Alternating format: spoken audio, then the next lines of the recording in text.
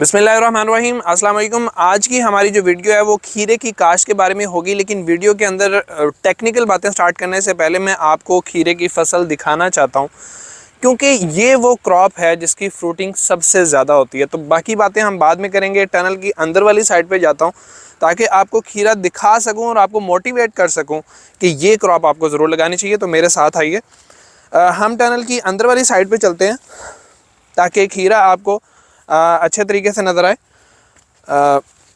ये देखें, अब आपने सिर्फ गिनना है, 2, 2, 4, 5, ये एक प्लांट है।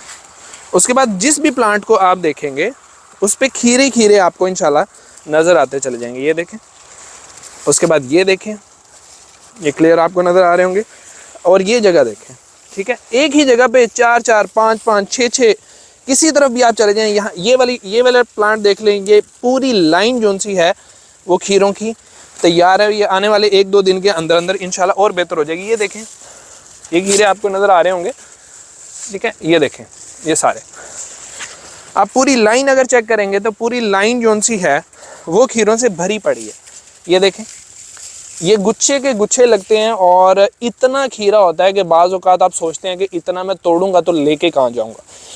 तो ये खीरे की फसल आप लोग तैयार कैसे कर सकते हैं, मैंने कब तैयार की, मैं कब कब लगाता हूँ, ये सारी की सारी चीज़ें आज की इस वीडियो के अंदर आप लोगों के साथ ज़रूर शेयर करूँगा। अस्सलाम वालेकुम दोस्तों, इट्स मी मज़हर अली।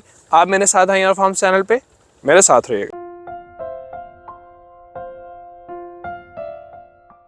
खीरे की जो क्रॉप है, इसको अगर आप ग्रीन हाउसेस के अंदर देखें तो टमाटर और खीरा वो दो फसलें हैं जिनको सबसे ज़्यादा पूरी दुनिया के अंदर ग्रीन हाउसेस के अंदर काश्त किया जाता है। और हमेशा ग्रीन हाउस के अंदर क्रॉप वो सिलेक्ट की जाती है जिसके अंदर प्रॉफिट सबसे ज़्यादा हो। टमाटर, इसका अगर हम कंपैरिजन करें तो टमाटर लगाने के बाद आपको 4 महीने तक इंतज़ार करना पड़ता है उसके पकने का, उसके बाद वो फ्रूटिंग देता है। उसके अलावा उसका स्ट्रक्चर आपको बहुत ज़्यादा मजबूत चाहिए होता है। मैंने जैसे 2 स्ट्रक्चर्स की वीडियो बनाई थी, एक पाइप वाला और एक बांस वाला। तो आप टमाटर को पाइप में लगा सकते हैं, बांस में लगाना बहुत ज़्यादा रिस्की होता है, फिर 4 महीने का इंतज़ार। जबकि जो खीरा है, इसको लगाने के 1 महीने बाद आप इसकी पिकिंग ले लेते हैं गर्मियों के अंदर, और 45 दिन बाद इसकी पिकिंग ले लेते हैं आप सर्दियों के अंदर। तो बहुत कम इंतज़ार है, इन्वेस्टमेंट करते हैं, रिटर्न बहुत जल्दी मिलना शुरू हो जाता है। तो अब अगर आप डिसाइड कर ही चुके हैं कि आपने खीरा ही लगाना है, तो सबसे पहले हम इसकी टाइमिंग के बारे में बात कर लेते हैं कि आज 1 नवंबर है।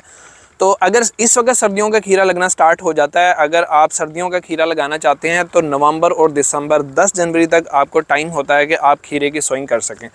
नॉर्मली गर्मियों के अंदर हम रिकमेंड करते हैं कि आपने किसी भी क्रॉप की नर्सरी नहीं लगानी, आपने डायरेक्ट सीड लगाना है, क्योंकि गर्मियों के अंदर अगर नर्सरी तैयार करेंगे तो बहुत ज़्यादा प्रॉब्लम्स आते हैं। सर्दियों के अंदर हम रिकमेंड करते हैं कि डायरेक्ट सीड नहीं लगाना है, आप नर्सरी की तरफ जाएँ। नर्सरी नहीं लगा सकते तो डायरेक्ट सीड लगा रहे हैं तो कम से कम बैकअप के लिए आपके पास कुछ प्लांट्स की नर्सरी तैयार होनी चाहिए, ताकि अगर लो टेम्परेचर की वजह से आपका सीड नहीं उगता या किसी और वजह से, तो आपके पास प्लांट्स तैयार हों और आपका टाइम ज़ाया ना हो। सर्दियों के अंदर 1 नवंबर से लेके 10 जनवरी तक आपने अगर इसको लगा लिया तो इसकी जर्मिनेशन जो सी है वो 4 से 5 दिन के अंदर कंप्लीट हो जाती है। आपको अंदाज़ा हो जाता है कि आपको कितने नागे लगाने हैं। अगली बात आ जाती है इसके स्ट्रक्चर की। स्ट्रक्चर 2 किस्म के हैं, एक पाइप वाला है, एक बांस वाला है। दोनों की वीडियो अगर आप देखना चाहते हैं तो लिंक डिस्क्रिप्शन में या ऊपर आ रहे होंगे, आप क्लिक करके उन वीडियोस को देख सकते हैं कि आपको स्ट्रक्चर किस तरीके से लगाना है। अब बात आ जाती है कि इसके एक टनल के अंदर, अब जहाँ पे मैं खड़ा हूँ, क्योंकि हमने इसको गर्मियों के अंदर लगाया था, हमने इस पे anti insect net sheet use की है, तो आपको 4 टनल्स का एक ब्लॉक सा नज़र आ रहा होगा। लेकिन जब आप पॉलीथीन की तरफ जाते हैं, जब आप शॉपर की तरफ जाते हैं, तो एक टनल के ऊपर एक पॉलीथीन आता है। इसके ऊपर जो शॉपर इस्तेमाल किया जाता है वो बेहतर होता है कि आप 8 गेज का यूज़ करें। 8 गेज का इसलिए यूज़ करना है कि वो मोटा होगा, सर्दी से बचाएगा, क्रॉप आपकी बहुत हेल्दी होगी। लेकिन ज़्यादातर लोग इस पर 6 गेज का यूज़ करते हैं, वो सस्ता पड़ता है, लेकिन उसके अंदर सर्दी की वजह से आपकी क्रॉप जो सी है वो थोड़ी बहुत इफेक्ट होती है और फ्रूटिंग आपको थोड़ी सी कम मिलती है। अब इसके अंदर लाइनें आप लोगों ने कितनी लगानी है, ये 20 फुट का पाइप है और इसको बेंड किया जाता है 7 या 6 फुट की हाइट पे। इसके अंदर जो चौड़ाई होती है वो 12 फुट होती है। 12 फुट के अंदर आपके 3 बेड्स आते हैं। 3 बेड्स की दोनों साइडों के ऊपर खीरे की एक एक लाइन लगती है, जिस हिसाब से आपके एक टनल के अंदर 6 लाइनें खीरे की लगा दी जाती हैं। अब वो 6 लाइनें आपने लगा दी, उनके अंदर फिर ये क्रॉप नेट यूज़ होता है इसको ऊपर चढ़ाने के लिए। 45 दिन के अंदर आपका प्लांट जो है वो तकरीबन 4 फुट की हाइट तक आ जाता है। उसकी प्रूनिंग वगैरह के लिए मैं एक अलग से वीडियो बना दूंगा जिसके अंदर आपको समझ आ जाएगी कि किस तरीके से इसकी शाखों की कटिंग करनी है, किस तरीके से इसके पत्तों की कटिंग करनी है, ताकि हवा की क्रॉसिंग बेहतर हो। वरना क्या होगा कि आपके प्लांट अगर हवा की क्रॉसिंग बेहतर नहीं होगी तो इस तरीके से पीले डॉट्स आने शुरू हो जाएंगे, जिसको डाउनी बोला जाता है। ये जब एक दफ़ा आपके प्लांट्स के ऊपर आ जाए तो बहुत ज़्यादा तंग करती है, तो इसको शुरू के अंदर ही कंट्रोल करना होता है। अब इसके प्लांट टू प्लांट डिस्टेंस के बारे में अगर बात कर लें तो गर्मियों के अंदर अगर आप लोग लगा रहे हैं तो आपने डिस्टेंस रखना होता है एक पौधे से दूसरे पौधे का 1 फुट, लेकिन सर्दियों के अंदर आपने रखना होता है 8 से 9 इंच, क्योंकि सर्दियों के अंदर इसकी ग्रोथ गर्मियों के खीरे की निस्बत बहुत ज़्यादा स्लो होती है, जिसकी वजह से अगर आप प्लांट का डिस्टेंस कम रखेंगे तो पर एकड़ प्लांट्स की तादाद बढ़ जाएगी और ग्रोथ ना होने की वजह से आपको ये प्रॉब्लम्स भी नहीं आएंगे कि हवा की क्रॉसिंग नहीं हो रही है। खीरे के अंदर जो चीज़ सबसे ज़्यादा बीमारियों का सबब बनती है वो ज़्यादा पानी है। आपने ये याद रखना है कि अगर आपकी जो ज़मीन है वो 20 दिन तक अगर गीली है तो आपको पानी नहीं लगाना। वो अगर 1 महीने तक अगर बत्तर के अंदर है तो आपको पानी नहीं लगाना, आपको सब्र करना है। कोशिश ये करनी है कि दोपहर 12 बजे के बाद अगर आपके पत्ते मुरझाए हुए पानी की कमी बताते हुए नज़र आएँ तो आपने पानी लगाना है, वरना गोडी वगैरह करके दूसरे तरीके इख्तियार करके आपने कोशिश करनी है कि आपको पानी कम से कम लगाना पड़े, क्योंकि जितना पानी आप ज़्यादा लगाएंगे उतने ज़्यादा आपके प्लांट्स जो से हैं वो जड़ के मसाइल से भी गुजरेंगे, पत्तों के मसाइल से भी गुजरेंगे, आपको स्प्रेज भी ज़्यादा करने पड़ेंगे, ग्रोथ भी बहुत ज़्यादा तेज़ हो जाएगी या स्लो हो जाएगी, आउट ऑफ कंट्रोल प्लांट हो जाएगा। तो पानी को अगर कंट्रोल कर लेते हैं तो आपके 50% जो मसाइल हैं खीरे की क्रॉप के वो इंशाल्लाह हल हो जाएंगे। इसके सीड की अगर कीमत के बारे में, अगर टोटल अखराजात के बारे में बात करूं, स्ट्रक्चर के अखराजात मैं अलग वीडियोस के अंदर बता चुका हूं। अगले अखराजात जो हैं वो सीड के हो जाते हैं। तो सीड जो सा है वो डिफरेंट कैटेगरीज के होते हैं, हर सीड की अपनी एक अलग क्वालिटीज़ हैं। बहुत महंगे सीड्स भी हैं, 8-8 हज़ार 10,000 का भी एक पैकेट होता है, 5,000 का भी एक पैकेट होता है, 4,000 रुपये का भी एक पैकेट होता है 1000 सीड का।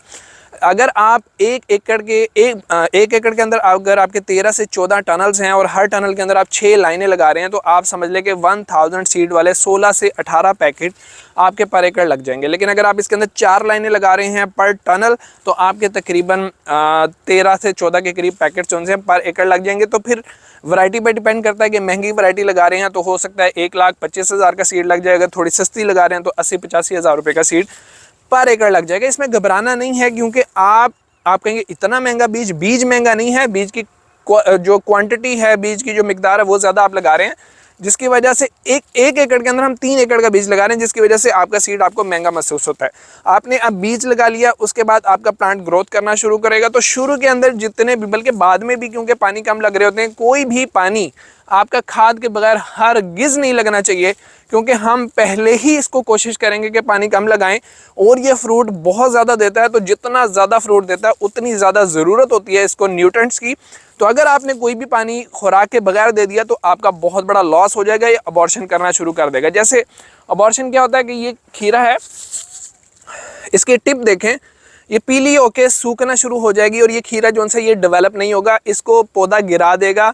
ये न्यूट्रिएंट डेफिशिएंसी की वजह से होता है, क्योंकि अब जैसे ये प्लांट है ना, इसने एक ही जगह पे, ये आपको मैं दिखा सकूं, अगर एक नोड से दूसरी नोड के दरमियान 3 से 4 इंच का फासला आ चुका है इसका, और यहाँ पे इसने 4 खीरे उठा लिए हैं।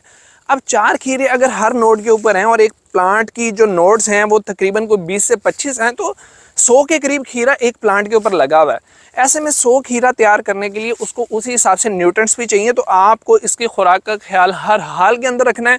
तो मैं ये रिकमेंड करता हूँ कि शुरू के अंदर आप तवज्जो दें, फोकस करें इसका रूट जोन बड़ा करने पे, इसकी जड़ों को बड़ा करने पे। उसके लिए जो अरिस्टा लाइफ की पायलटस है, सीड लगाने के फ़ौरन बाद 1 लीटर पर एकड़ फ्लड कर दें। अगले पानी पे भी 1 लीटर पर एकड़ पायलटस जो है वो आपको ज़रूर फ्लड करनी चाहिए। क्रॉप लगाने के तकरीबन 10 से 15 दिन के बाद आपको पहली खाद जो अपने प्लांट को देनी है वो नाइट्रोफॉस है, क्योंकि उसके अंदर नाइट्रोजन भी मौजूद है और फास्फोरस भी मौजूद है। शुरू के अंदर सर्दियों में हम इसको नाइट्रोजन ज़रूर देते हैं ताकि प्लांट अपनी ग्रोथ पूरी करे, तेज़ी से ग्रोथ करे और शुरू में आने वाला खीरा छोटा छोटा ना रह जाए। अगर आप शुरू में इसको नाइट्रोजन नहीं देते तो आप देखेंगे कि शुरू वाला खीरा छोटा छोटा होगा, बाद में वो बड़ा होना शुरू होगा। नाइट्रोजन शुरू में दे देंगे तो स्टार्ट से ही आपका जो फ्रूट है वो हेल्दी बनेगा। उसके बाद हमने कोशिश ये करनी होती है कि नाइट्रोजन हम बिल्कुल ख़त्म कर दें, उसको हम ले जाएं 5-6% पे, और फास्फोरस को हम बढ़ा दें ताकि प्लांट जो है अपने पत्तों को बड़ा करे, अपने रूट जोन को बड़ा करे, और जो फ्रूट वो उठा रहा है वो सारे का सारा कन्वर्ट हो और मुकम्मल हो, मेच्योर और मंडी के अंदर जाने के लिए काबिल हो, तो उसके लिए फास्फोरस बहुत ज़्यादा ज़रूरी है। और सबसे जो ज़रूरी चीज़ है वो है इसके अंदर पोटाश की एक अच्छी मिकदार देना। फास्फोरस जो सी है उसके बाद आप डीएपी की सूरत में दे सकते हैं, या 1261 के नाम से बहुत अच्छे प्रोडक्ट्स मार्केट के अंदर मौजूद हैं जिसके अंदर 61% फास्फोरस होती है, वो आप देंगे तो इंशाल्लाह बहुत फ़ायदा होगा। उसके बाद कोशिश करें जब आपका प्लांट मेच्योर हो जाए तो आपने हर पानी के ऊपर 25 kg वाला एक बैग पोटाश का ज़रूर देना है, ताकि आपके प्लांट को पोटाश की कमी कभी भी महसूस ना हो। वरना अगर आपके प्लांट को पोटाश की कमी महसूस होगी तो आप देखेंगे कि उसका कलर जो सा है, इस पे तो खैर डाउनी का अटैक है, साइडों से आपका पत्ता जो सा है वो पीला होना शुरू हो जाएगा। ये निशानी होती है पोटाश की कमी की। तो ऐसी सूरत में आप इसको पोटाश दें। उसके बाद सबसे बेहतरीन एलिमेंट जो सा होता है, न्यूट्रिएंट जो सा होता है, जो आपके प्लांट की बहुत ज़्यादा ज़रूरत है अबॉर्शन से बचाने की, फ्रूट को डेवलप करने की, वो बोरान है। 3 किलो बोरान पर एकड़ एक महीने के अंदर आपने ज़रूर फ्लड करना है। और कोशिश करना है कि स्टार्टिंग के अंदर चिलेटेड जिंक जो सा है वो आप ज़रूर यूज़ करें, वरना आपके प्लांट के पत्ते जो से वो पीलाहट शो करना शुरू कर देंगे।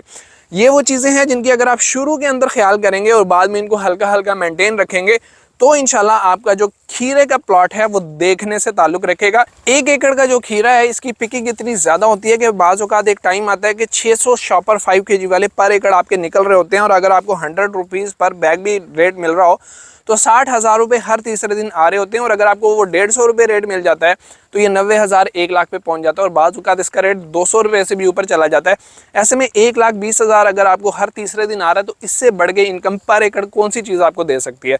और ये हर तीसरे दिन टूटता है। आपका जो खीरा इस वक्त छोटा सा है, मिसाल के तौर पर ये वाला खीरा जो सा है ये तीसरे दिन तोड़ाई के काबिल हो जाएगा इंशाल्लाह। तो इसलिए खीरा बहुत प्रॉफिटेबल क्रॉप है। इस पे खर्चा स्टार्टिंग में थोड़ा सा ज़्यादा है लेकिन पे बैक बहुत जल्दी शुरू कर देता है। इस क्रॉप का आरओआई बहुत अच्छा है। इसके अंदर अगर आपको कोई भी प्रॉब्लम्स आते हैं तो नीचे हेल्पलाइन का नंबर मैं आपको दे रहा हूँ, जिस पे आप सुबह 9 बजे से लेकर शाम 4 बजे तक कॉल कर सकते हैं। इतवार को हम सिर्फ मैसेजेस के ऊपर जवाब देते हैं। हम कोशिश करेंगे कि आपके मसाइल का जवाब इसके अंदर ज़रूर दें। उसके अलावा अगर आपको इससे रिलेटेड कोई और बात आपके जहन के अंदर आती है तो कमेंट के अंदर आप पूछ सकते हैं, तो मैं इंशाल्लाह कोशिश करूंगा कि आपको उसके आंसर ज़रूर दूं। एक और बात जो आप लोगों को मैं कहना चाहता हूं कि सर्दियों की क्रॉप्स के अंदर गोडी के ऊपर बहुत ज़्यादा ध्यान दें, क्योंकि फंगल अटैक बहुत ज़्यादा हो रहा होता है। पानी के जज़ब ना होने की वजह से, सर्दी होने की वजह से पानी जल्दी खुश्क नहीं हो रहा होता। तो ऐसे में गोडी का ज़्यादा से ज़्यादा ध्यान दें, उससे इंशाल्लाह आपकी क्रॉप के ऊपर जितने भी अटैक्स हैं, चाहे वो फंगल अटैक हैं चाहे वो इंसेक्ट अटैक है, वो काफ़ी कम आएंगे। इंसेक्ट अटैक जो सर्दियों के अंदर आते हैं वो बहुत कम होते हैं। ज़्यादातर इसके ऊपर माइट्स का अटैक आता है। उसके लिए बायर कंपनी की ओब्यूरॉन, सवात एग्रो की पायरेट की मिक्स करके 10 दिन के अंदर अगर आप एक स्प्रे भी कर दिया करेंगे तो इंशाल्लाह आपके खीरे की क्रॉप बहुत हेल्दी रहेगी। सर्दियों के अंदर जो फंगल डिजीज़ होती हैं उनका अटैक भी काफ़ी ज़्यादा कम होता है। तो ऐसे में अगर हफ्ते में एक बार एक फंजीसाइड आप स्प्रे कर दें मिक्स करके, बायर कंपनी की कर सकते हैं, अरिस्टा लाइफ की कर सकते हैं, सजेंटा की कर सकते हैं, अच्छा प्रोडक्ट यूज़ करें तो इंशाल्लाह आपका जो प्लांट है वो हेल्दी रहेगा। गर्मियों के अंदर हम फंजीसाइड का जो प्लान है वो हर तीसरे दिन का रखते हैं। सर्दियों के अंदर हम कोशिश करते हैं कि हफ्ते में या 10 दिन के अंदर एक बार हो जाए, तो आपकी क्रॉप जो सी है वो बहुत हेल्दी रहती है। उम्मीद है आपको वीडियो पसंद आई होगी। अगर पसंद आई है लाइक और शेयर ज़रूर कीजिएगा। मज़हर अली को इजाज़त दीजिए। अल्लाह हाफ़िज़।